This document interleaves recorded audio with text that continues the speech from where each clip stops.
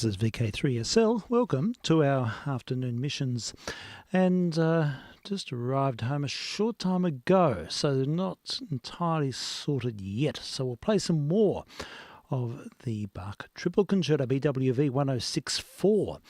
An interesting historic recording with Wozowski, Serkin, Itzterman, and conducted by a 94-year-old Pablo Casals back in 1971. So we'll continue with this for another 15-20. I might see if I can give Frank a ring. No, I'm here. Oh, you're there, Frank. How are you? Okay, thank you. Okay. That's good to hear. Yeah, look, I'm still sorting out systems here. So, and I've only just arrived home. I've got to help unpack the car and do a couple of things. Yeah, so sure. I'll continue with this Bach Triple Concerto. This Beautiful, isn't it? Oh, it's just magnificent. Wonderful tempos, Frank. Oh, yes, superb. Isn't it nice to hear Bach not played too fast? No, I've got it on a lovely vinyl. It's a turnabout label, isn't it? Oh, yes. And beautifully played. Yes. And going back, it was recorded in the 60s, I think. Okay, very good. As you say, the tempo is just right. Yeah. It's that tempo that you've got there. Yes, that's it. Yes, Bach able to breathe. So, yeah, we'll continue with this. It's a fascinating historic recording. It's just popped up online. It's actually a video recording of the nearly 95-year-old Pablo Casals conducting. Oh, really? He's conducting Wozowski, who's in his 70s, Serkin, who's in his 70s or 80s, and Itzterman, who's in his 40s. Boy. And the three Titanic pianists with three big pianos all wheeled around the orchestra. And Misha Snyder's leading. Oh, it's really special. It's beautiful. It's from the Marlborough Festival in 1971. Wonderful. So look, I'll continue with this. Goes about another 20 thereabout, maybe a bit less, 15 perhaps, and then I'll be ready to go. So Sounds good. Fabulous. All right then, Frank. Catch you soon. Catch you soon. I'm back to Bach.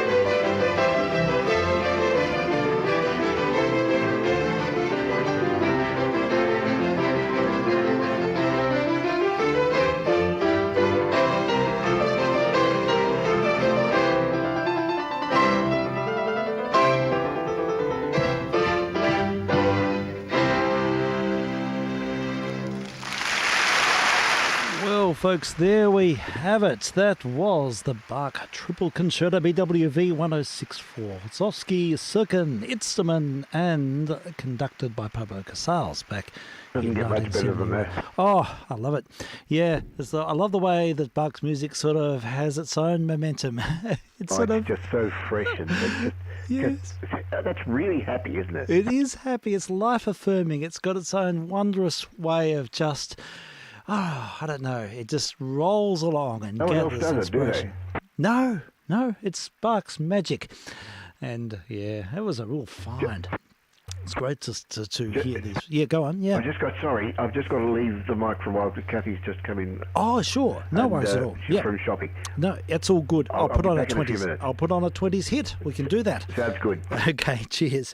Well, folks, been away for a few days, and then we're away before that for a few days, doing different things, and changes of pace always a good thing.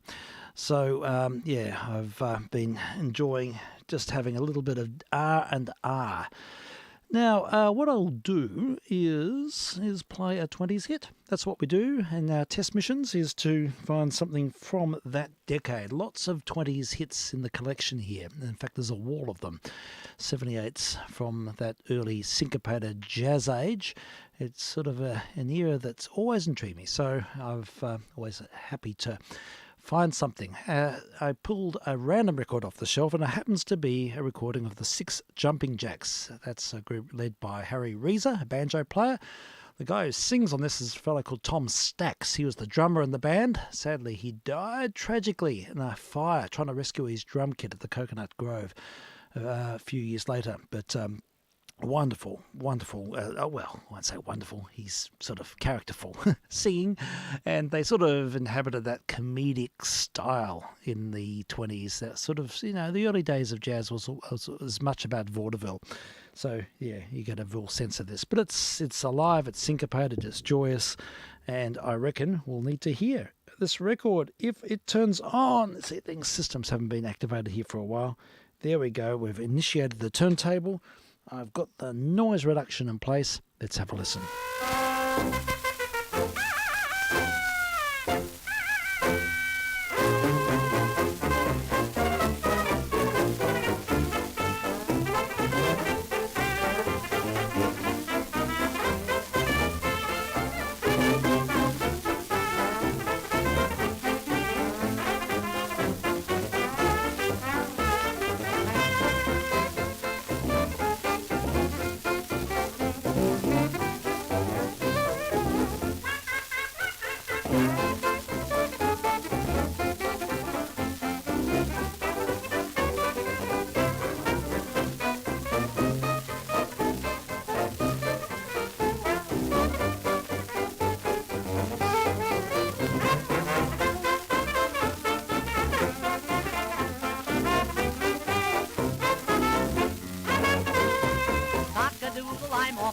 I'm all through wearing a frown. My baby's back, my baby's back.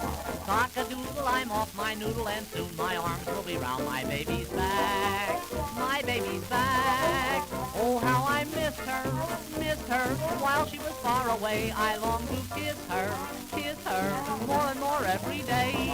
Cock-a-doodle, I'm off my noodle, I'm all through dressing in black. My baby's back, my baby's back.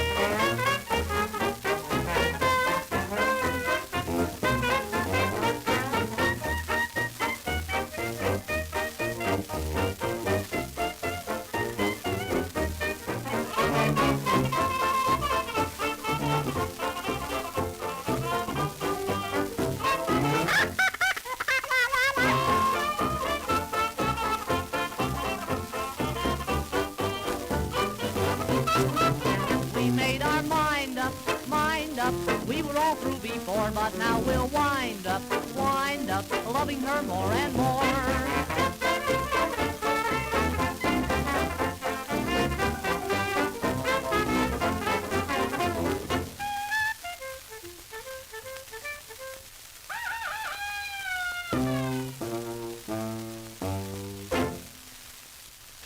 Six Jumping Jacks, one of the most prolific early syncopated comedic ensembles who they recorded so prolifically. They made so many records on every label. They had pseudonyms. The Jazz Pilots was one, I remember.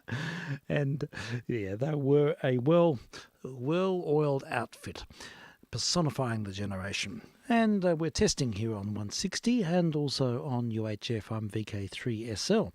So what else can we offer? There is another 20s hit on turntable 2, a recording going back to about the same time, about 1926. This is a Columbia 78 of Paul Ash and his orchestra, and something to sort of keep things in that positive, zestful vein. It's a happy old world after all.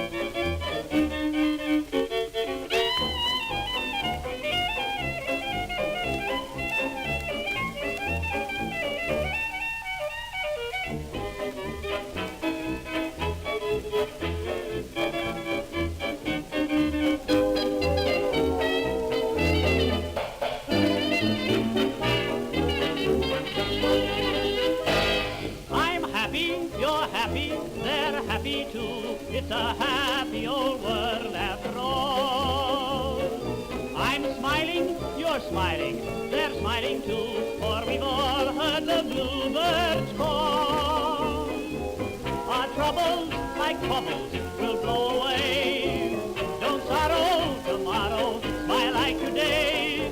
I'm happy, you're happy, they're happy too. It's a happy old world after all.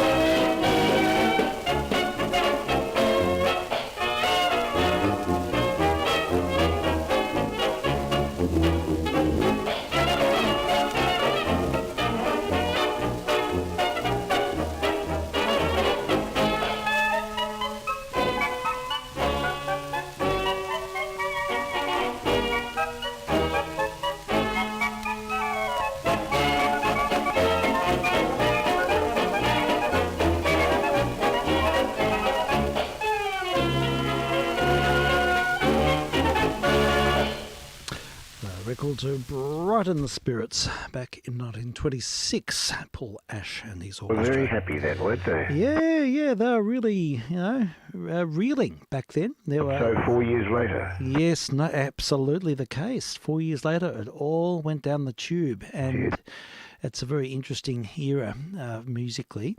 In fact, the next, I've queued up another record here, which is from that time. It's actually recorded, I think it was recorded about 1930, this disc, but it's from the production Whoopee, which I'm pretty sure it's an Eddie Cantor film, and it's You're making Whoopee.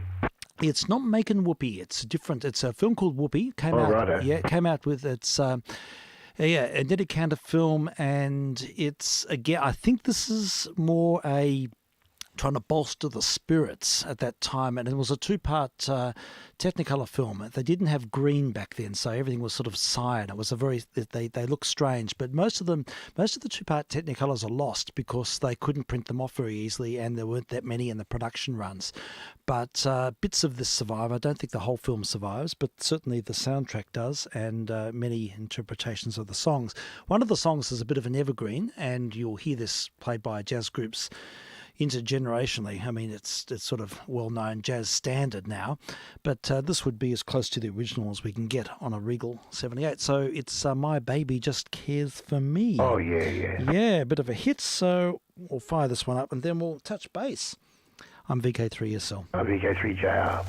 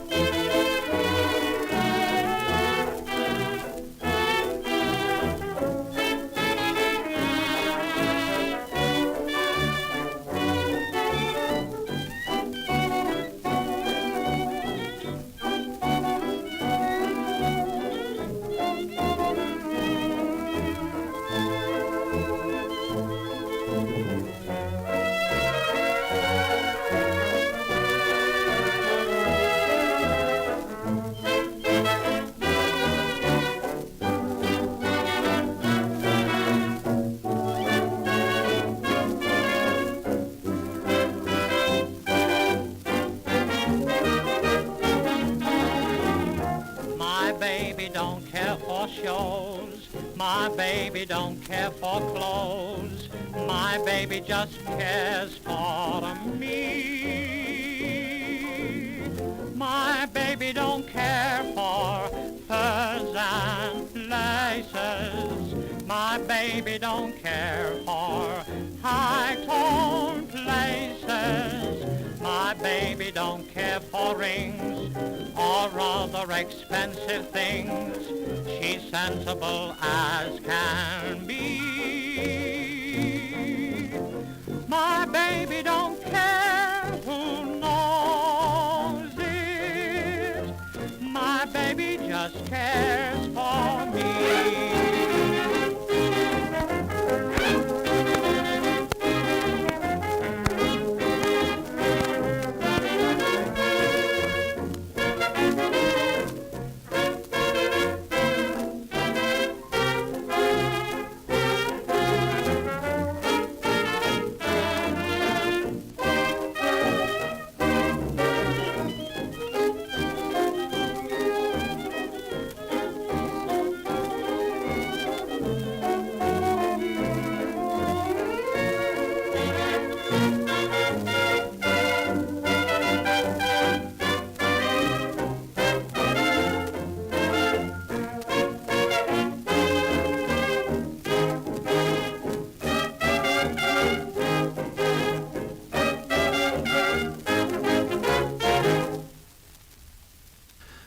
The Hotel Pennsylvania music there from the about 1930, 29:30, and My Baby Just Cares for Me. I think Nina Simone did a really good version of that, didn't Sure she? did. That was one of her big hits. Yes, it really was. Yeah, I'm going to dial it up. And while doing so, touching base, how are you, Frank? What's news? Oh, not too bad. I felt entirely on top of the game today. I didn't go to U3A. Okay, sure. But never mind. Okay. I'm okay. I'm okay. Yeah. How's the pain control with your tooth and all that? Oh, that's brilliant. That is totally fixed. Okay. Well, I've got to go back to have 2 more episodes, but I see. Yes. there's no ongoing pain now. Okay. Oh, that's a huge relief. It's wonderful. Yeah, sure. Yeah, okay. Well, I'm pleased to hear that that's on the improve. Yeah, that's good. So overall, have you had a good holiday? Oh, yeah, it's been marvellous. It's been really good. A total change of pace. Sounds like it, yeah. Yeah, lots of beach walking and just downtime and, connecting time. It's been really important because it's been a hell of a term and anticipating a really busy one coming up. So these sort of episodes are really important for Recalab. Oh, yeah. And Yeah, so that's that's the situation. I mean, look, it's good to be back too, and I'm actually theoretically I'm on holidays for another week Oh, because, nice. yeah, I don't the some of the schools have 3 weeks in the middle of the year, but not all my schools I work at, so I'll be working a little bit next week, but Okay. also have a few a bit of breathing space as well. Yeah, my grandkids go back on Monday, Do they? Yes, yes. and my daughter-in-law starts teaching on Monday. So. Oh, right. Okay. Yes, fair enough. Yeah, I'll be back on Tuesday for a bit and then have a couple of days and then, yeah, we'll see how it goes. Yeah, Frank, I was thinking tonight it'd be interesting to do a program almost on one aria, if that's all right with you. Of course. This is the Aus Liebe from Sir Matthew Passion. And this is the beautiful soprano aria with flute obbligato. Oh my God, yes. It's one of the most poignant moments in Western music. in Western sure. music. It's incredibly powerful. This aria and Obama Deek from Sir Matthew Passion are sort of up there I know. amongst the greatest. But there's a really profound discussion of this music, and I really want to present it because I'll give you some background now, and I'll sort of reintroduce this again tonight. Oh, this sounds terrific. Yeah, it's really interesting. See, Kate subscribes to a particular special website for flautists called Principal Chairs. Yes. And what it's about is principal flautists from orchestras all over the world, a handful of them, present their interpretations of great music. And, and they what they do is they provide, you firstly hear the recording, and then they go into a really nuanced discussion on every musical level. So I don't want to discourage people from listening into this later because it's very approachable, and this is particularly good because it keeps coming back to the text and the emotion and the inherent humility, the personal qualities of this music. Yep. So yeah, when they talk about sort of extended music techniques, it's okay, it's approachable. Sounds So really, really it's interesting. really, really good. Kate and I listened to this when we were away, and there's quite a bit of it. There's two really excellent flautists discuss different approaches to this, but they are both heartfelt discussions which are demonstrated, and it basically, it teases the whole thing apart and discusses every element of the musical construction and the deepest pathos and tragedy behind the music itself. Yeah. So it's all revealed, and it's certainly worth listening, and it's not sort of in standard public domain. It sort of is if you subscribe, but I'd like to present it, and I think it would be really something, that I think you'd really enjoy, Frank, and I hope listeners would too. You don't envisage any problems with anyone objecting. Yeah, and I think I was trying to sort of imagine when I was listening to it earlier in the week. I was trying to think, well, is this mission suitable? But it is, because as I said, it keeps coming back to the essence of the music, the humility, the deepest felt emotional qualities. And yes, they might discuss musical techniques here and there and musical language, but honestly, it's very approachable, and I found it profoundly interesting and deeply moving. In fact, we were so choked up we couldn't speak. Wow. It's really amazing. So we'll it's quite extensive, but we can stop and start, and we can sort of deal with it in a way that gives us a chance to reflect as we go. Yeah. But I'll sort of base the program around it tonight because it's the topic of the moment, and it's just sort of stands out as something. It just shows how music can be so transformative, and there is so much in gesture and so much in the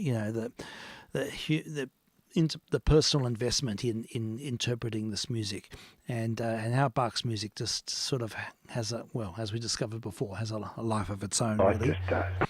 Yes. It is really a cut above. It's quite out on its own compared with anyone, really. Yes, that's right. It is. There's no doubt about that. It all will be revealed tonight, folks, so do tune in at 11:30, and we'll just examine this wonderful aria from Sir Matthew Passion. We'll hear a Baroque flautist's interpretation, and we'll also hear a contemporary musician, a woman called Emily Biden, who's just a beautiful, beautiful player, and her reflection is just deeply moving. So, yeah, that's on the cards. So, anyhow, look, I've just dialed up My Baby Just Cares for Me. It's the special extended smooch time version, it says here, right? Oh, good. Okay, this is from an album with Nina Simone from the 50s, I think. This was a big hit of hers, and it's nice to hear music in different generations, about 25 years after the version we just heard. She plays some nice piano on it too, if I remember. Yes, I think she does too. A bit of boogie woogie at the start. Yeah. It goes. It's excellent. All right, let's hear Nina Simone.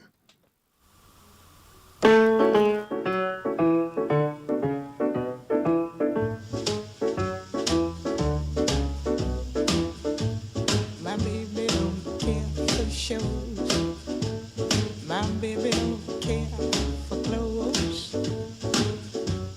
My baby just cares for me.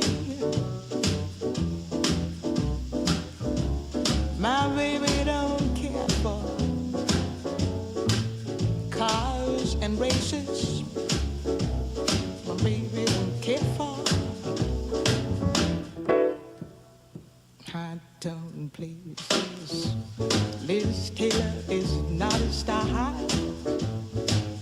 and even Lana Turner's smile, something he can't see. My baby don't care who knows. My baby just cares for me.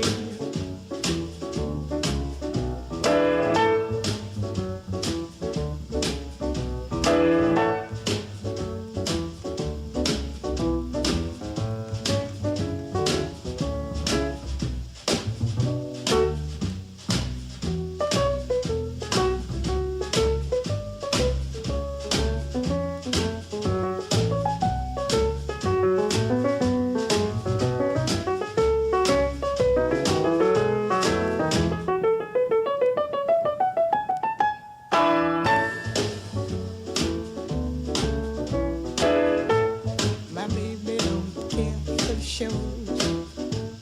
My baby don't care for clothes. My baby just cares for me. My baby don't care for cars and races. My baby don't care for high tone places. Liz Taylor is not a style, and even Lana Turner's smile, something he can't see. My baby don't care who knows. My baby just cares for me.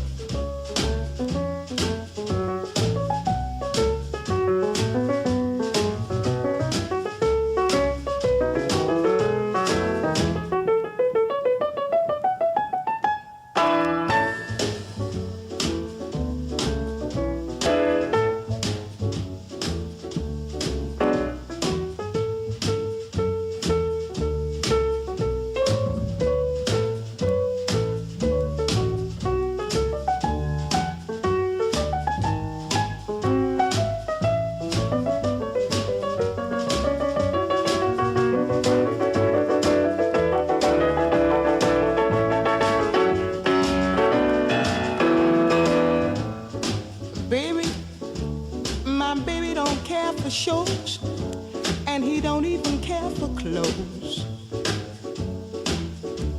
He cares for me. My baby don't care for cars and races. Baby for. He don't care for high-tone places. Liz Taylor is not his style, and even Liberace smile. Something he can't see is something he can't see. I wonder what's wrong with baby. My baby just cares for. My baby just cares for.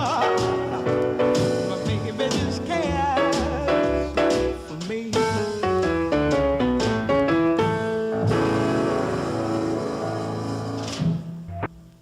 Very nice. Classic Nina Simone. Yes. That's fantastic. I love it.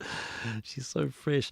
Early recording. I think that was made in the 50s, that one. Yeah. Yay. Good one. Well, it's nice to hear things in sort of relief, really, when you hear the original and how straitjacketed it was and how these great jazz musicians just emancipated the music. And They just release it, as you say. yeah, they do. They just sort of brought it to light. And yeah, I mean, you often hear things, some of Gershwin's music sounded so straitjacketed in its first incarnation. Totally. and then you Look what's been done with it. yeah, exactly. It just shows what a good tune can muster. Yeah, it's fun. Yeah, all right. Well, I don't know where to go today, Frank. I've just picked up a bunch of 50s records out because I've got a box of 50s records which I haven't entirely gone through. And Okay. this is from a while back. These are ones that Jamie passed on. And but it's all good missions fodder. This one's a group called the Claverlines. Claverlines. It's on a Decca, it'd be from the 50s. We've got Hot Dog Rag and Funny Melody on the other side. I have no idea about this. Does it ring a bell? The Not at all, no, I've never heard of it. Claverlines. Look, we'll go with, I think it's going to be a bit novelty-ish. One side's very dusty. Hot Dog Rag. We'll put this one on, see what happens. Yeah. It could be an interesting experience. It may be good. It may be There's a terrible. bit of a minor rag revolution of the 50s. Yes, that's right. 12th Street rag. And Yeah, Pee Wee few Hunt and others. people like that sort That's of gave right. it the big Guernsey, didn't they? They did. Yeah, all right. Well, we'll play this one. I'll just cue it up and we'll find out.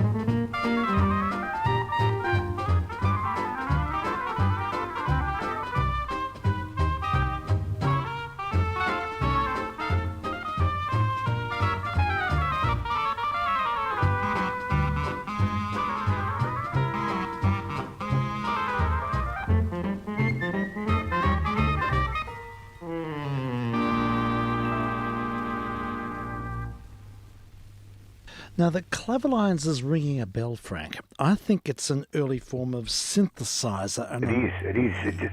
It's like a Hammond organ, I think. yes, that's right. It's not. Yeah.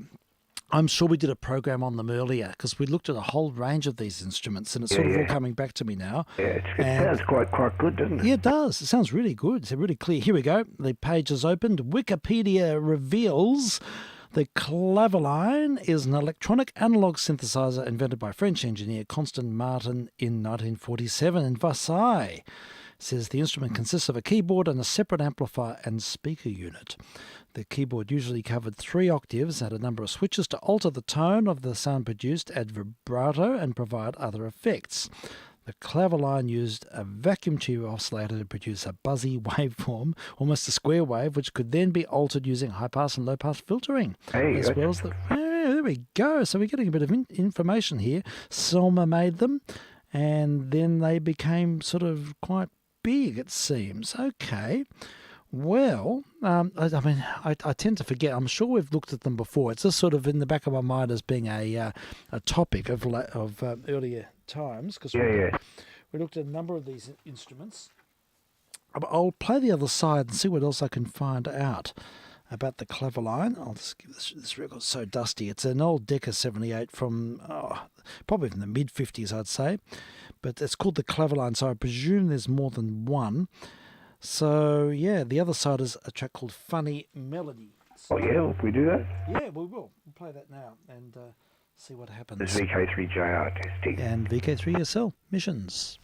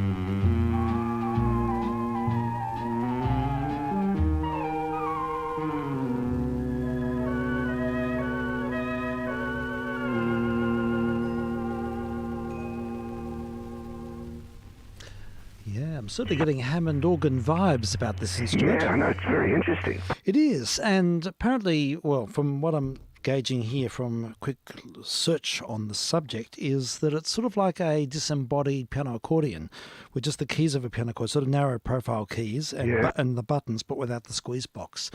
And it's got a little speaker attached and quite a diminutive, quite small. It's not like the mellotones, which are huge organ things. They are. Yeah, so it's a much smaller, more contained instrument, and by all accounts, an early form of analog synthesizer. Very interesting indeed. Well, it is because it deliberately gets an oscillator with lots of harmonics. Yes, that's right. So that you can filter them in all sorts of ways. Yeah. So isn't it interesting? So it goes from a distortion parameter, doesn't it, really? Or something? Totally, yeah, it does. It does. Yeah.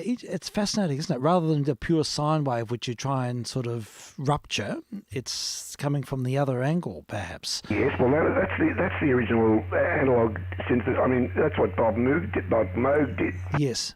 So what was the default? What was the sort of generic waveform for Bob Moog? I suppose you could do anything. You could just... He had a number of them. Yeah, right. But I think square's about as good as it gets because Yes, that's right. You've got all the harmonics going. Exactly. You can then just capture them and redefine them. It's fascinating. All right. Well, the Claverline is... we've got an example here. This looks like it's tenable. And I'll play a bit more. This is offline. And then it says here that it was used on Baby You're a Rich Man by Elvis Presley. So I will look that up.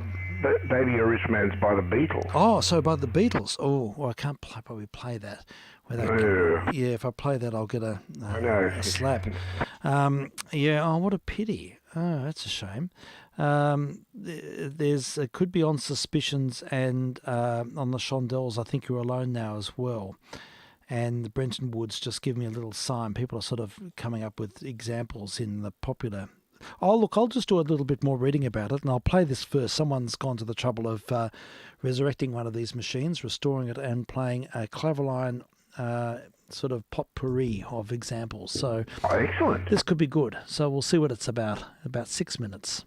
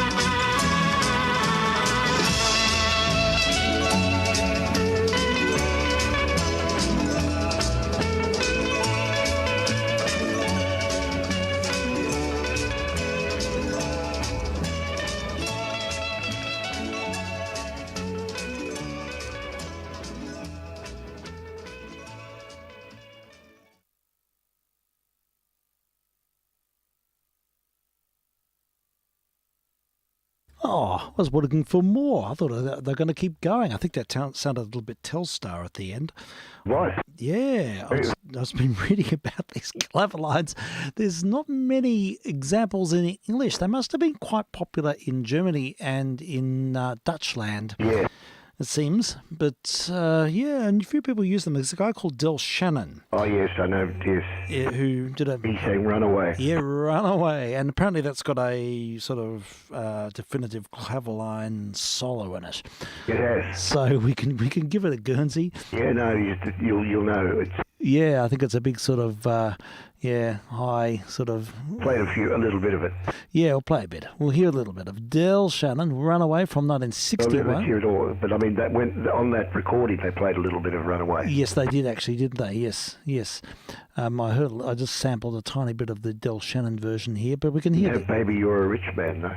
Oh, baby, well, we can play that too. Or it's the Beatles. Yeah, baby. Oh, it's the Beatles, isn't it? Oh, we can't do it. No. I don't want to do it because otherwise it gets complicated. It's not worth it. It's not worth it because everything else is fine except Beatles. They're very on the thumb. You can listen to it there. We can encourage people to listen to it. They can tune in to the Beatles, have a listen to Baby Rich Man, and we'll hear the Claverline. But look, I'll play Del Shannon, just a bit of... That's good. Yeah, That's good. a bit of early 60s pop, and 61 in fact. That's right. And you'll hear it in context in the original scenario. And then we'll see what else we have on the list. But I'm pleased about this. We've discovered another instrument. Now, I seem to think we've done it. It rings a bell. I think we've done it. We probably have done it because we've looked at so many of these sort of these Hammond-type derivatives, early synths and things like that in earlier times. But because I haven't sort of redressed it and consolidated it, comes back as a new experience. But look, let's have a listen to Del Shannon from 1961, and we just have to cue it up. Actually goes right through it, as I recall. Okay, great. As I walk along, I wonder what went wrong with our love, a love that was so strong. And as I still walk on, I think of the things we've done together while our hearts were young.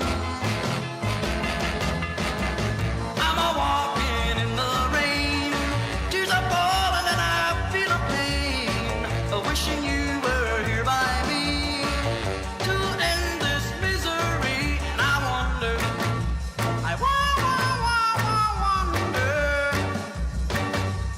why she ran away, and I wonder where she will stay, my little runaway, run away.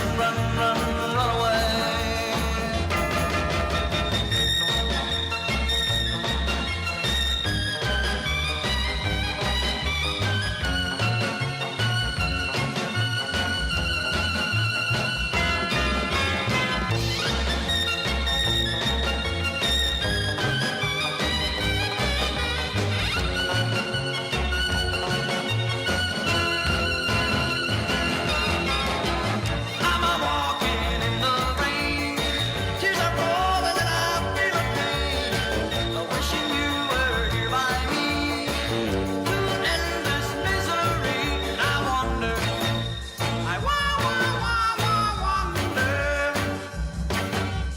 why she ran away, and I wonder where she will stay, my little runaway, run away, run away.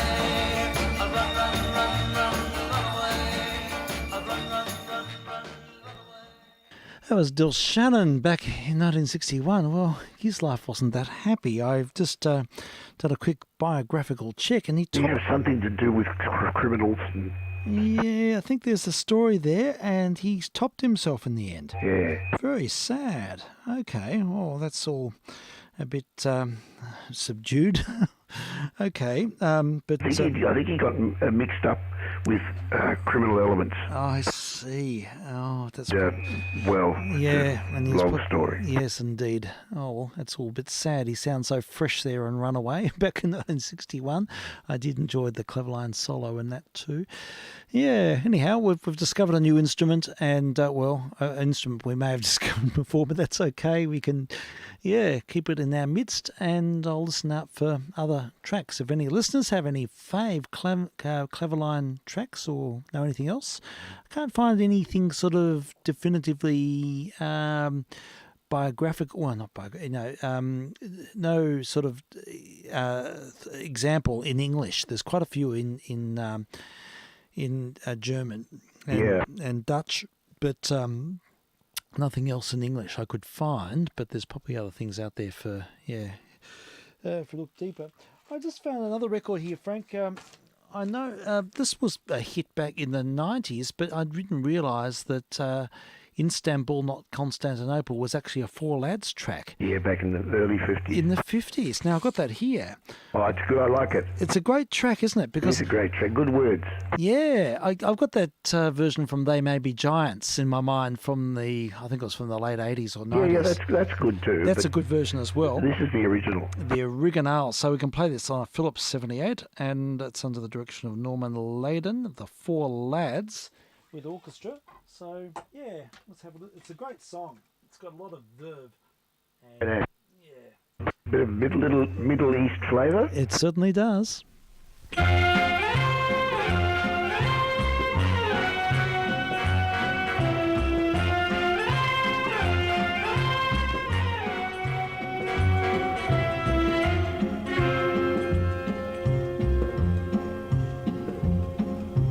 Istanbul was Constantinople, now it's Istanbul, not Constantinople. Been a long time gone, old Constantinople, still it's Turkish delight on a moonlit night.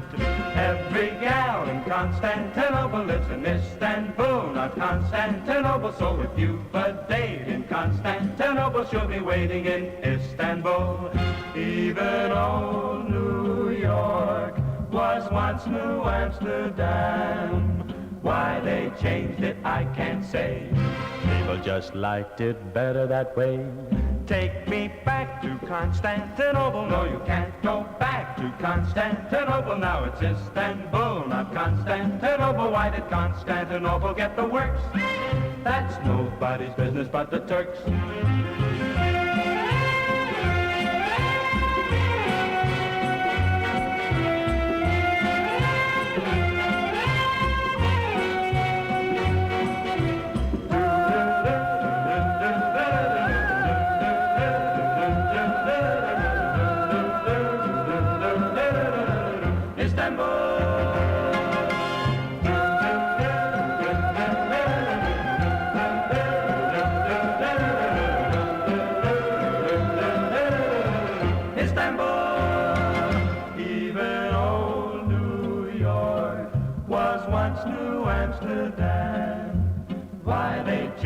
I can't say.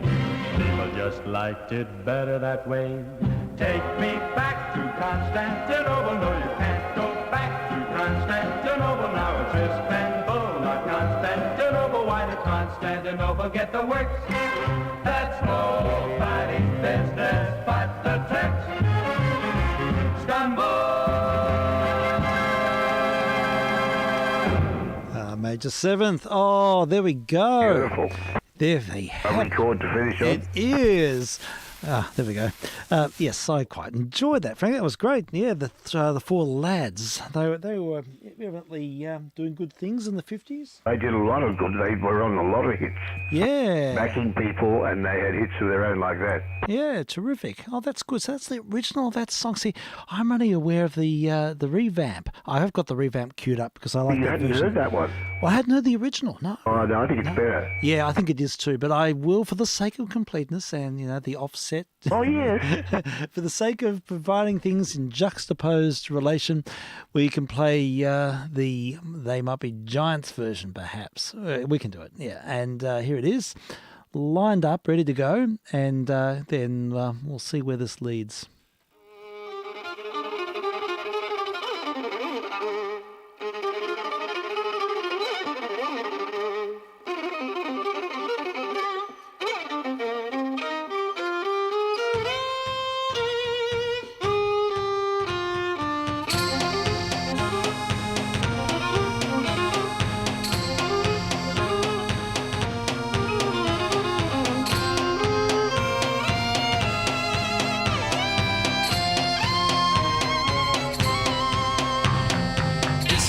was Constantinople, now it's Istanbul. Now Constantinople, been a long time gone. Constantinople, now it's Turkish delight on a moonlit night. Every gal in Constantinople lives in Istanbul. Now Constantinople, so if you've a date in Constantinople, she'll be waiting in Istanbul. Even old New York was once New Amsterdam.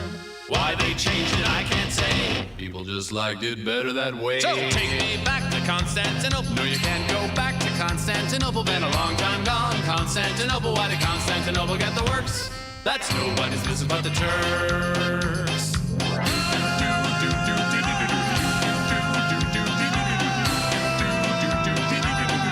Istanbul, Istanbul.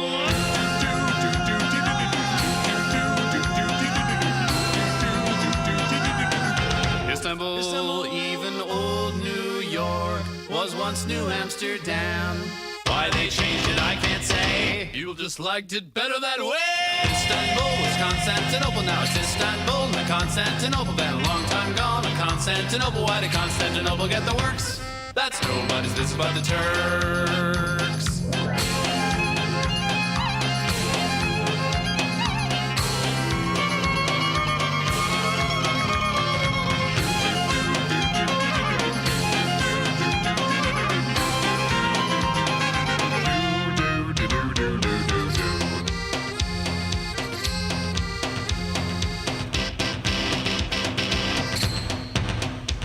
So take me back to Constantinople. No, you can't go back to Constantinople. Been a long time gone. Constantinople, why did Constantinople get the works?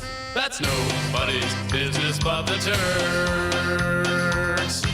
Istanbul.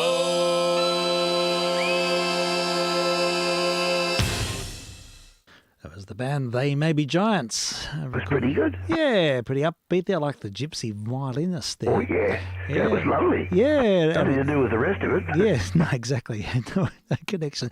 I have to say, I did enjoy that very much, but I have to say the Four Lads version was really very grounded and quite well thought out and very well performed. I think it was better taking it a little slower as they I did think so too. to get the lyrics. I think so, but I think in the early 90s, if you're going to have a hit, it's got to be upbeat. It's got to fit the... Yes, that's right. It's crazy. Yeah, you've got to push things along.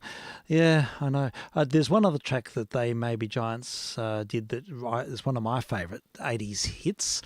And whenever everyone's making a playlist for 80s songs, I often nominate this one because I like it. Because I know that I can't remember the fellow's name. There's two of them, isn't there? And They May Be Giants. But one of them's mum was a philosophy professor. Is that right? Yeah, or literature or philosophy. There's a strong academic background to Not one of much them. about them at all.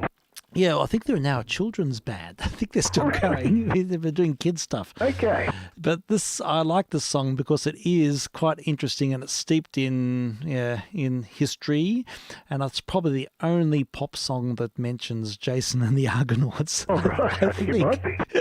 But see what you make of the lyrics of this. It's pretty out there for 1990. I'm your only friend, I'm not your only friend, but I'm a little glowing friend, but really I'm not actually your friend, but I am.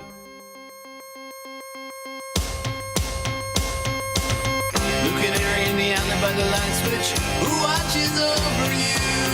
Make a little birdhouse in your soul, not to put too fine a point on it. Say I'm the only bee in your bonnet. Make a little birdhouse in your soul. I have a secret to tell from my electrical well. It's a simple message and I'm leaving out the whistles and bells. So the room must listen to me, filibuster vigilantly. My name is Blue Canary, one note spelled L-I-T-E. My story's infinite, like the Longines Symphony. It doesn't rest. Blue Canary in the outlet by the light switch, who watches over you? Make a little birdhouse in your soul, not to put too fine a pine on it. Say I'm the only bee in your bonnet. Make a little birdhouse in your soul.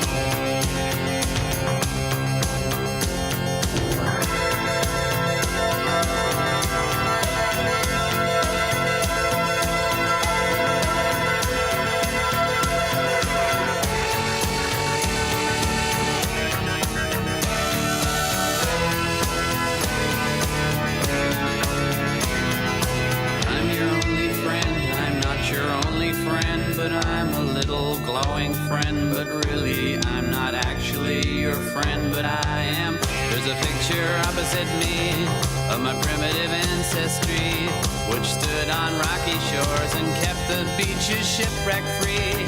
Though I respect that a lot, I'd be fired if that were my job. After killing Jason Hoff and countless screaming Argonauts, new bird of friendliness, like guardian angels, it's always near.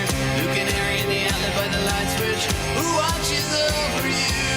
Make a little birdhouse in your soul, not to put too fine a point on it. Say I'm the only bee in your bonnet. Make a little birdhouse in your soul. While you're at it, leave the night light on inside the birdhouse in your soul. Not to put too fine a point on it. Say I'm the only bee in your bonnet. Make a little birdhouse in your soul.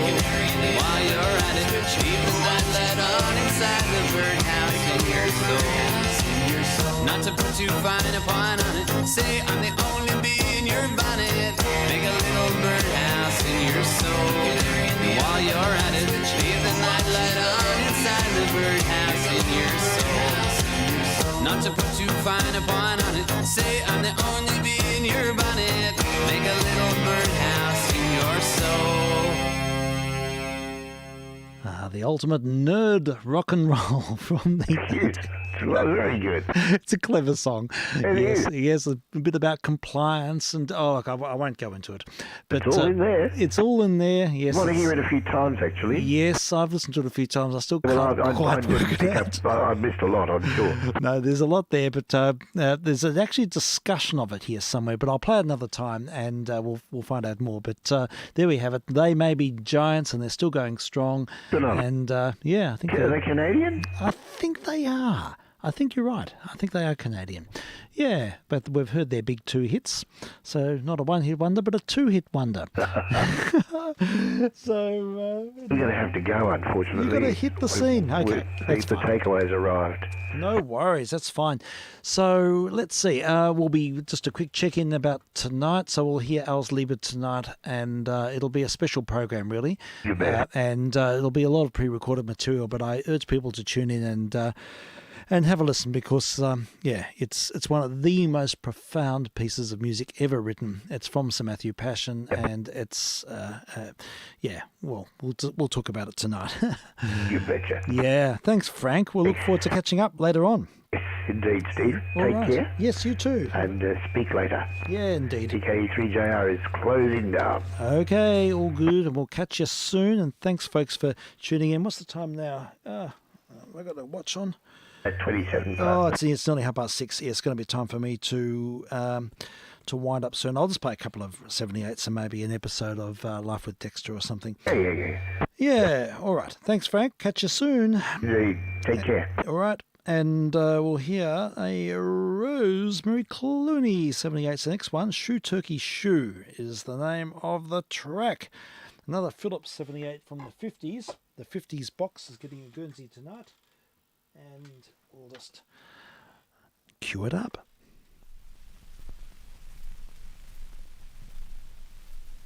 Shoot turkey shoe in the morning, shoot turkey shoe in the evening, shoot turkey shoe in the morning, shoo my blues away. I'm sorry, shoot turkey shoe in the morning, shoot turkey shoe in the evening, shoot turkey shoe in the morning, shoo my blues away.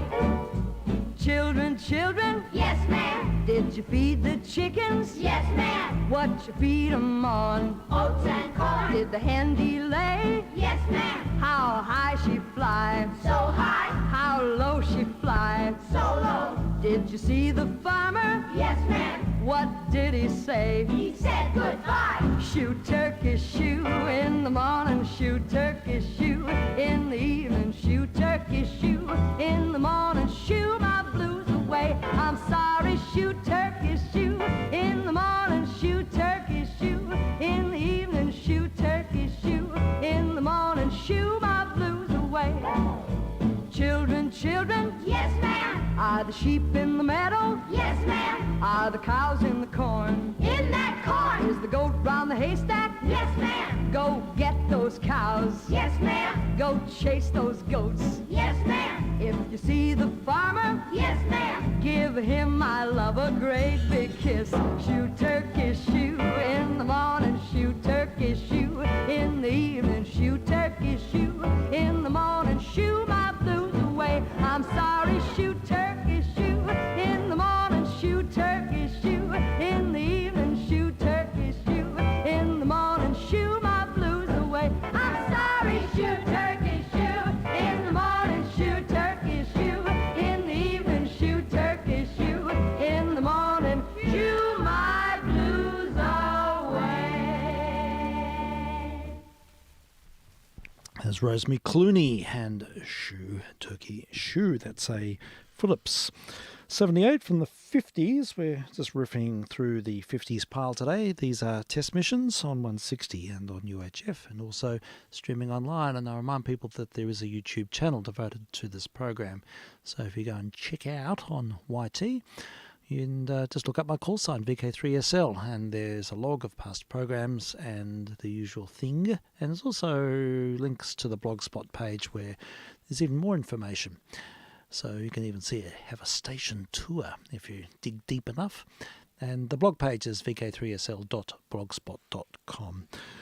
All right, folks, well, time to wind up in a minute. I'll find an episode of Life with Dexter, but before doing that, I'll play one more from the 50s part, another Phillips, and this one's Guy Mitchell, and this happens to be one of the very first 78s that I picked up as a kid. I remember this when I was 10 or younger, and I used to play this and think it was so cute. So we'll go back to the 50s. I'm queuing, I'm thinking, which turntable? That one, that's the one. And yeah, we'll have a listen to Sippin' Soda Through a Straw. Guy Mitchell, I'm VK3SL.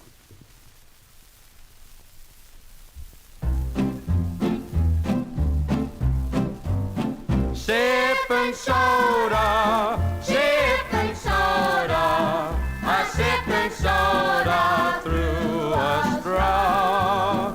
Sippin' soda, sippin' soda, a sippin' soda through a straw. The prettiest girl I ever saw was sippin' soda through a straw.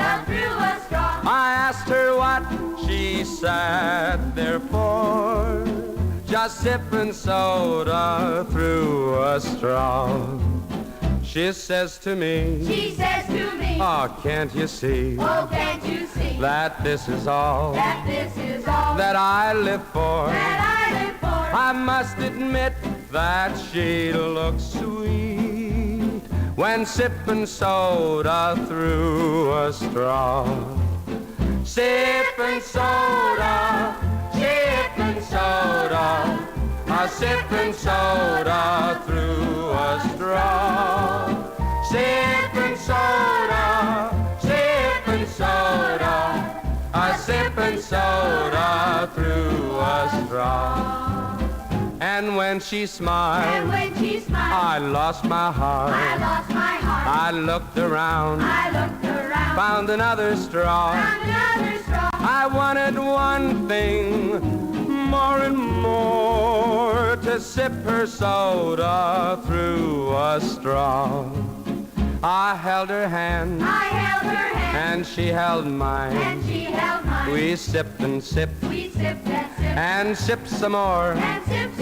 This is the end, there is no more of sipping soda through a straw. Sipping soda, sipping soda, a sipping soda through a straw. Sipping soda, sipping soda, a sipping soda through a straw. Guy Mitchell there, back in the mid-1950s on a Phillips 78, and I'm VK3SL, and we're testing here on 160 and on UHF and streaming online. All right, folks, we'll wind it here for today, or for this afternoon. I should be back tomorrow. I think that's the plan. I should be doing missions tomorrow. Not sure about Sunday at this stage. Maybe other plans on Sunday, but we'll take one day at a time. And I'll conclude now with an episode of Life with Dexter. Willie Fennell wrote hundreds of episodes of this. He did it weekly, and it almost drove him to distraction. But he stars as Dexter, he wrote the script, and is one of the enduring radio dramas from, well, it's not really a drama, it's just a fun comedy program that went for years and years and years. And I've got a stack of them here on Radio Transcription Records, so pleased to give them an airing. So, this one is episode 192. I think it's from a syndicated Macquarie transcription disc. So we've got it queued up, we're ready to go, and I'll say my cheerios back again tonight, and we'll have a bit of an immersion in the music of J.S. Bach. And incidentally, in listening to this next track, do ignore the advertising feature. That has nothing to do with the station, nothing whatsoever. It's not about entertainment, it's not about advertising, it's about tone tests, immersion, and education.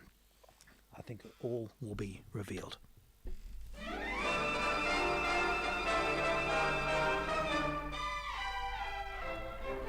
The Commonwealth Savings Bank of Australia, the bank for all the family, takes pleasure in presenting the show for all the family, Life with Dexter, starring Willie Fennell as Dexter Dutton.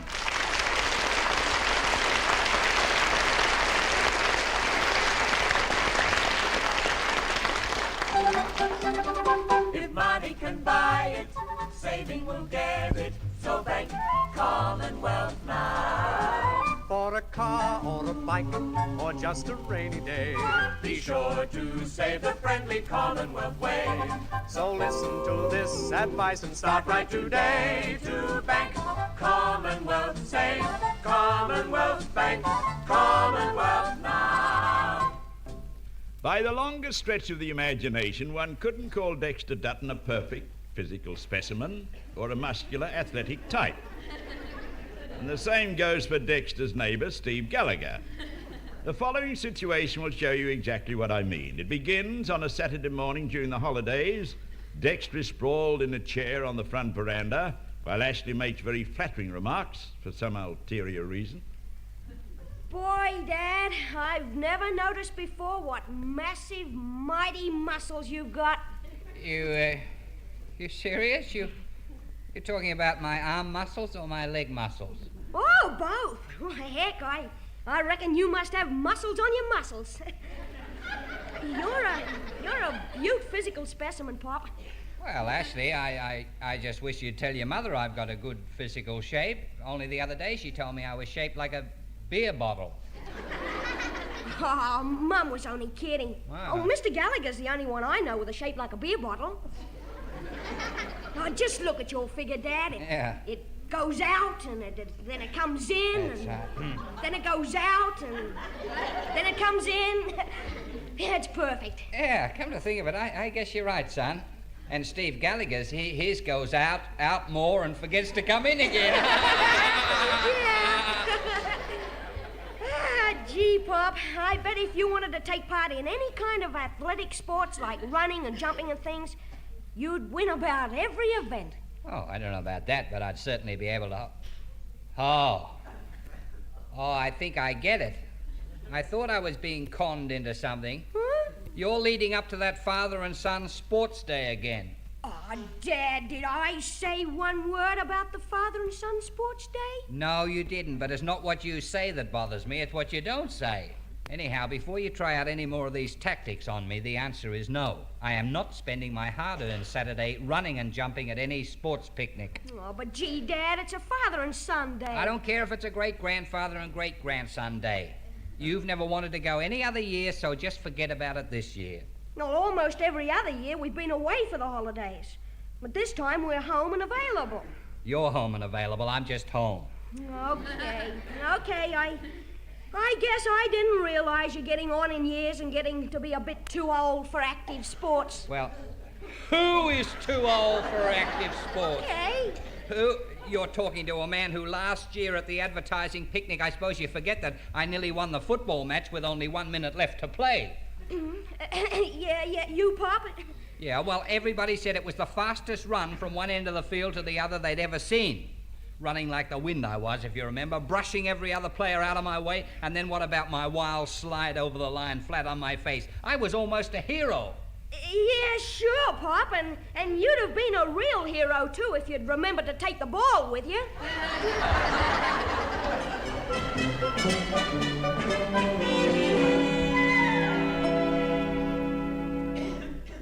Dad? Dad! Steve Gallagher, your loving son, is speaking to you. Dad! Steve, look, if you don't say something to Snail, you'll get a wallop with me wet Wet-X.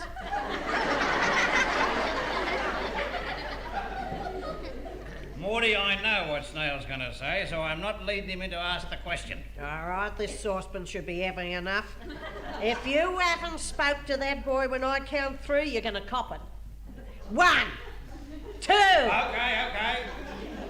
Once upon a time, there was 3 bears. Mother bear, father bear... Right, that'll do it.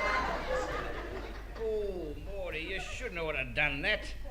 I spoke to Snail like you told me. Listen, your son said Dad real civil-like, and he's entitled to a civil answer.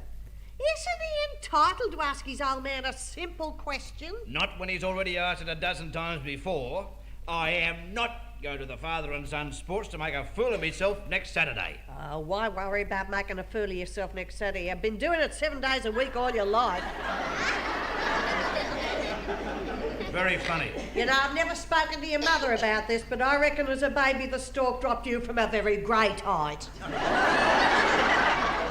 you listen to me, Morty. I don't have to stand here... Family, please. No arguments. Dad, if you think you're too old for running and jumping stuff, we'll forget it.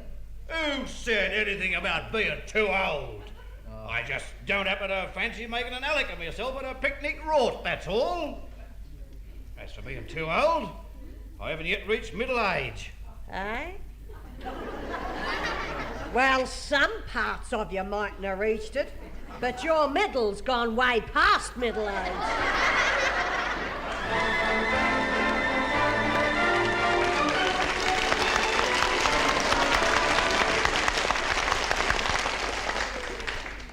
Got your tax refund yet? If so, I hope you paid it into your Commonwealth Savings Bank account. Nearly everybody who expects a tax refund has made plans for it. Maybe these plans cover a bill to be paid. Maybe it's something badly needed, such as new clothes. Maybe it's to buy a present for someone. When you make plans for your tax refund, always include something to be put aside for the future. You don't know what's ahead in the future. Nobody does. So do this. Take your check to the Commonwealth Savings Bank and pay it in. If you haven't got an account, open one with your check. Draw out what you need and leave the rest for later. You'll be glad you did when Christmas or holidays come around. The best and safest place for your tax refund check is the Commonwealth Savings Bank. Put it there.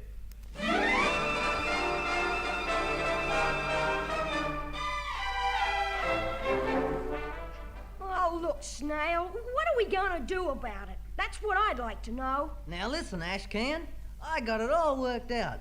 Now we're gonna smack our dads right where it hurts the most. Yeah, cut it out. I'm not hitting my dad. Oh, brother, you're dumb. I don't mean a physical smack. I mean a smack that's psychological. You mean psychological? Yeah, that's what I said. Huh. Now you're gonna tell your dad you had a fight with me on account of I said your dad and you couldn't beat me and my dad at any of the races next Saturday. Huh? Yeah, And I'm gonna tell my dad I had a fight with you on account of you said me and my dad couldn't beat you and your dad next Saturday either. Oh, yeah, well, listen, I reckon you're a bit simple. How can you say we've had a fight when we haven't? Yeah, as they say in those radio commercials, it's as simple as that. Yeah, I'll say. Well, listen, I reckon you must be kidding. Yeah, well, look, I brought along some of this stuff that Mum brushes on her eyelashes when she's wearing her glamour rags. We can smear ourselves with a black eye, you know, and pretend we had a fight. What? Yeah, I'm not using that stuff. It won't hurt you. It's called cascara. It's mascara, and I'm not using it. I'm not cheating and telling big whoppers to my family. Oh, one of these days, Snail Gallagher, you'll be had up for fraud. Yeah, okay. Okay, if we're not gonna cheat, let's be fair dinkum. We'll start a real argument and a fight. Now listen here, Ashcan. Your old man's a squib. He's making excuses for not going to the sports day because he knows that him and you would get beaten all round by my dad and me. Okay, go ahead and punch me in the left eye. I've got it closed. Oh, Snail, I couldn't do that. Not when you did mean what you said. Ashcan, if you want the honest truth, I did mean it. Apart from any kidding, you know very well you and your old man couldn't beat us at anything. Oh, you're joking, of course. Like fun I am. You couldn't beat me and my pop in an egg and spoon race if you started now. Hey, Gallagher, look, if you want a punch in the nose and a hard one, you'll get it. Yeah, not from you I won't. You and your father are the biggest squibs in Asheville. My pop and I could beat you and your lazy old man any day of the week. You're only saying that 'cause you're backing out of a fight. Oh, that does it. Cut this. Oh, and you caught this. Oh, yes. What for you?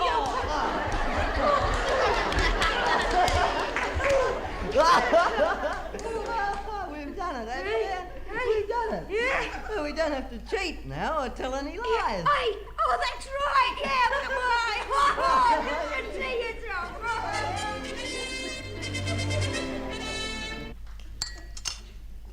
Actually, you've been leaning with your face in your hand all through dinner. Is something wrong?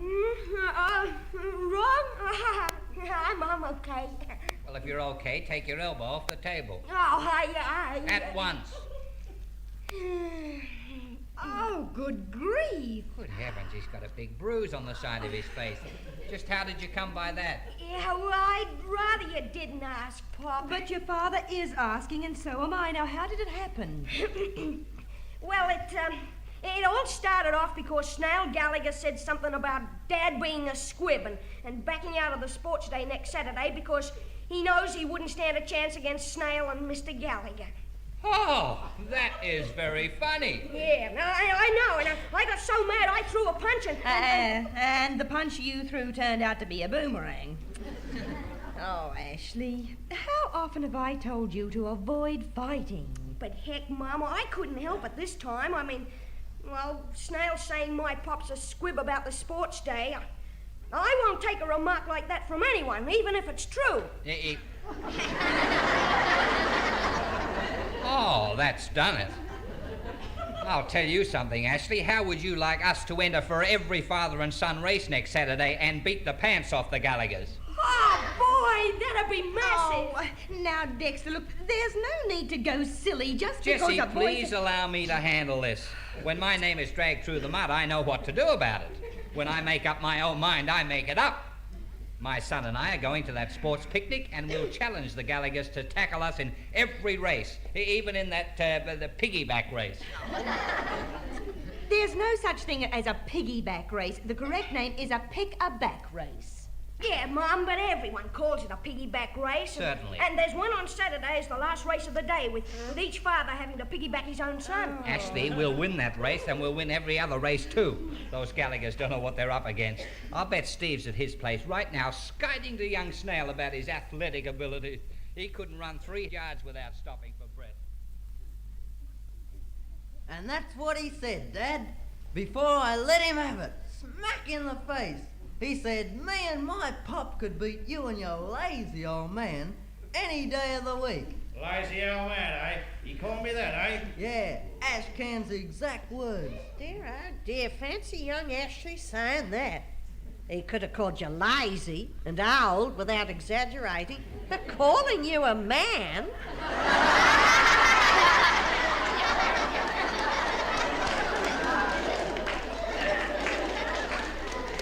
Morty, I'd appreciate it if you'd keep your sarcastic so-called humorous remarks to yourself. Why, when it gets a laugh?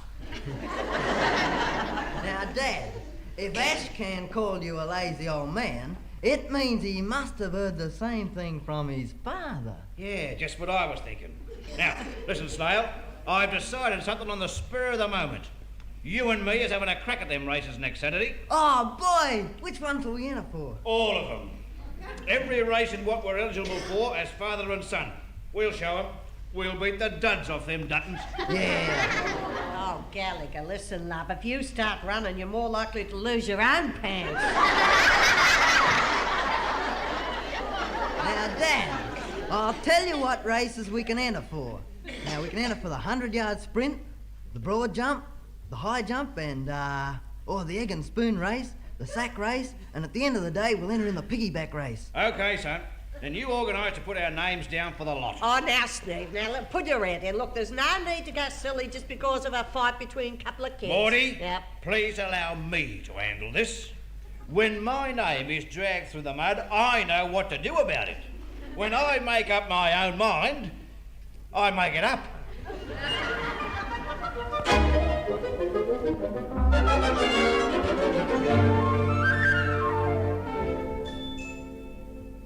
Ashley, why are you standing here at the front gate? What are you expecting? Oh, Mum, I've got a stopwatch on Dad. He's running round the block and I'm timing him. Oh, for goodness sake. Oh, all this mad exercise isn't good for your father. Oh, gee, Mum, without it, we won't stand a chance on Saturday. Hey, oh, here comes Pop now. Where? Oh, look at him racing up the street. Did you say racing? Ashley, if he were running any slower, he'd be walking backwards. Come on, Dad, pace it out. Don't stop till you reach the gate and I click the watch. Got it. Oh, Dexter, you'll kill yourself. You've got a face like a cooked lobster. Oh, gee, Pop, you didn't run much faster than one either. Hey, wait a minute. Just what do you mean by that? I just covered about 400 yards in 450 yards. Yeah, and it took exactly 4 minutes and 3 seconds. Well, for 450 yards, that isn't bad. 4 minutes, 3 seconds. It's fantastic. It's only a few seconds more than Herb Elliott's record.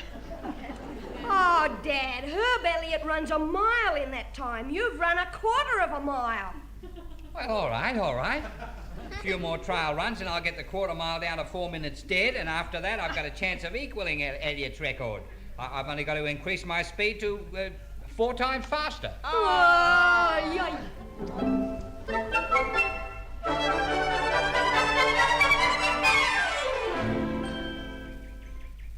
Snail, I reckon you got our legs tied together too tight. How can I practice a 3-legged race with no blood circulation? Oh, but Dad, the handkerchief's gotta be as tight as possible. We'll trip over. Of course it has. Anyway, it'll hold your varicose veins in. Now listen. This time I'll give you the ready, set, go, and see for goodness sake if you can both make it to the back fence and back here without falling over 70 times, would you mind? But look, the Yankee's too tight. My legs are numb. I can hardly move. Now look, Dad, we've got to pretend we're not 2 people with 2 legs each. But we're 1 person with 3 legs. Oh, Snow. Listen, love, how can your father pretend that he's had 2 left legs all his life? You shoots him on the dance floor. Morty, why don't you go inside and start cooking something? Your own tongue, for preference. Come on, Dad. On our mark, ready to go. And this time, don't take so big steps. Take shorter ones. Why should I take shorter ones? You take longer ones. But how can I take your lanky stride? Oh, Steve, talk sense to the boy, will you? If the boy tries that, there'll be 3 legs running and 1 left behind.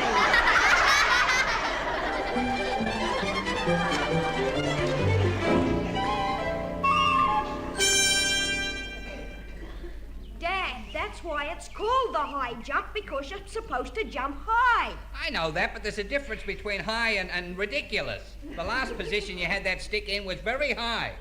It was 20 inches off the ground. It was much more like 24. It was 20. I've got the inches marked off. Well, anyway, 20 inches is mighty high for a man my age to soar over.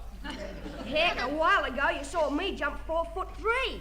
Yeah, but that was from a running start. I told you I'm too stiff to do any more running today. Oh, look, Pop, look. You don't take a high jump from a standing position like a 2-year-old playing jumpy at the steppy. All right. Look, you've just got to go over the bar with an angled leap. Oh, all right. Yeah, well, I'll try it some other time. But after I put my muscles in for an oil change in Greece, I'm too stiff. Look, Pop, look, there's so little time left. Snail and his father have been practicing the high jump all this morning. Gallagher couldn't jump higher than a one-legged grasshopper with lead poisoning. Well, I wouldn't bet on that after all his practice. Oh, he's had a fair bit, huh? Mm-hmm.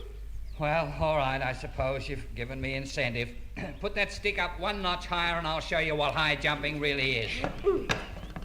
Huh? There she is at the 2'6" mark. 2'6"? That looks like 22'6". It's 2'6", much less than half your own height. And you should be able to jump somewhere near your own height. Yeah, well, should I? Just call me Shorty. Stand back, look out. Here I come with a mighty run. Back further, Pop, back further, and take it at an angled leap. An angled leap, yeah. All right, out of the way. Here I come. Ow!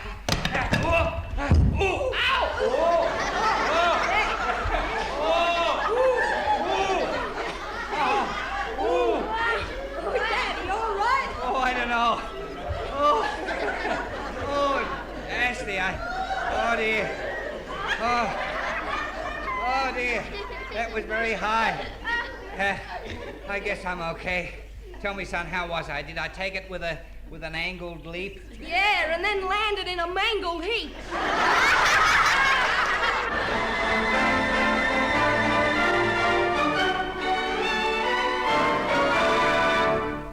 Everybody has a special purpose worth saving for. Yours may be a new car, it may be a super holiday, it may be the kitchen modernized or an extra room built on.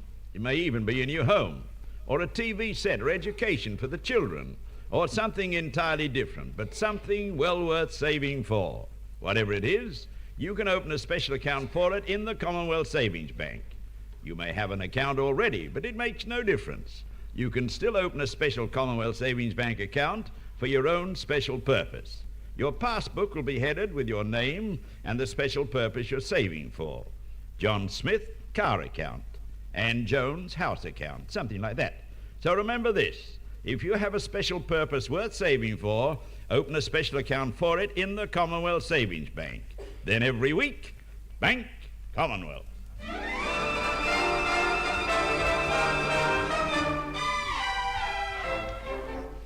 Look, Dex, me car's out front and the two boys are sitting in it waiting to go. There's no need for you to take Hector when I've called to pick you up. Well, Dexter, don't be silly. Go with Steve and you'll all be together.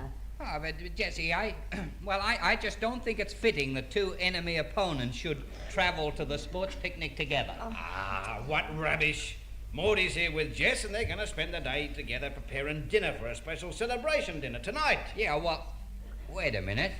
Are we all dining here at my place tonight? Yes, Dexter, we are. Well, I suggested my place, love, but Jessie insisted it was her turn. Well, I suppose after all, yes, this is the place we ought to celebrate. Yes, I mean, we'll be celebrating the Duttons' win over the Gallaghers. Oh, I wouldn't count on that, Dickie boy. I've been getting the old muscles into such good shape, Ah, what's the matter, Steve? A little touch of lumbago? Not me, mate. I'm as fit as a... Ooh! You might think you're fit, but compared with me, you're a you're a physical wreck compared with me, Steve. I can tell you that. What happened? Old age creeping on? It was nothing at all. I just got a crick in the back, Gallagher. When I start running today in that 100 yards dash, you just won't see my heels for dust. It'll be you that won't see my heels for dust. Well, what about the couple of heels taken off, eh? Go on, the kids are waiting in the car for you. Goodbye, Dexter, dear, and good luck. Yeah, and good luck to you, Steve, and may the best man win. That's me. It's a foregone conclusion. Right, Dickie boy, out to the... Ooh, God! Okay, Steve, come on, off we...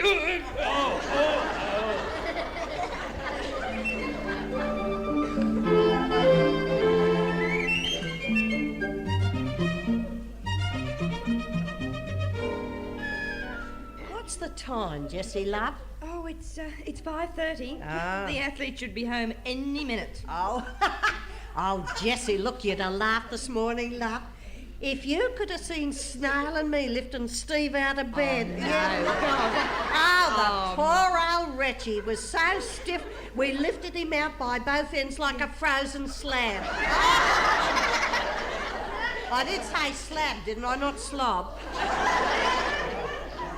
Oh, you know, Morty, Ashley and I had the same trouble getting Dexter out of bed. Did you? Yes, we Yeah. did.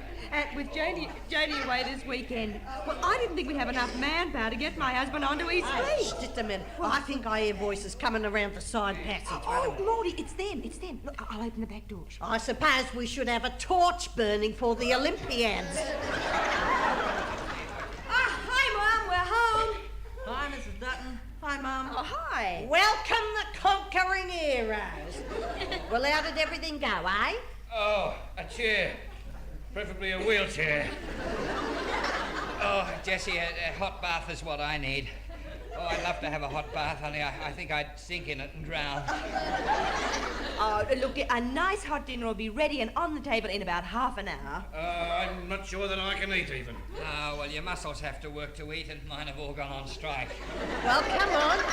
Give us all the information. Who won all the running and jumping events? Yes, come on, who? Yeah, well, Dad and I ran 15th in the sack race. Oh, that's good. That was our best result for running. Yeah, Pop and I came 19th in the same race. There were 20 pairs and one pair didn't finish. Yeah, the Gallaghers beat the Duttons in the sack race. Yeah, well, you might have done, but the Duttons beat the Gallaghers in the egg and spoon race. Oh, yeah, but wait a minute. You and Ash had China eggs. And I didn't know they was allowed. I mean, after mine smashed, I couldn't get it back into the spoon. Oh, Mum, it worked out about even. In about half the events, Mr. Gallagher and Snail finished in front of us, and in the other half, we finished in front of them. Well, didn't none of you know Opers come first in anything? No, Mum, but the Duttons and the Gallaghers tied for 3rd place in the piggyback race right at the finish of the afternoon. Did they, son? Yeah. Well, that's not bad.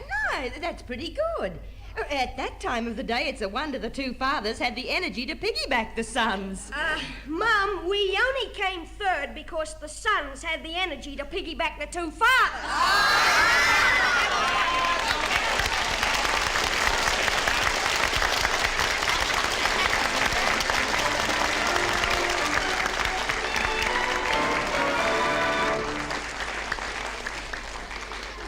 I know I've mentioned trust accounts before because this is Oh, such a we good don't idea. need discussions about trust accounts. You've been listening to another episode of Life with Dexter, and from a Macquarie transcription record.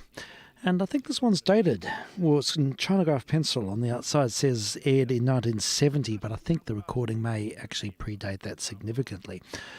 Okay, folks, we look forward to your company tonight. Later on tonight, we'll be looking at the music of JSB, his Aus Liebe, from the Sir Matthew Passion. It's one of the most profoundly beautiful works ever written. It's all about it's highly religious. So I won't expound on that, but I'll let the music speak for itself. And but it's a remarkable piece of music, and we'll hear some discussions about it, and Frank and I will be also on board to find our own pathway. All right, thank you, folks. We look forward to your company later. I'm vk3sl. So listen to this advice and start right today to bank. Commonwealth, say Commonwealth Bank, Commonwealth now. Life with Dexter is produced by Noel Judd and written by Willie Fennell. And this is John Dunn inviting you to enjoy life with Dexter at the same time next week from this station. And remember, you'll always enjoy life with the Commonwealth.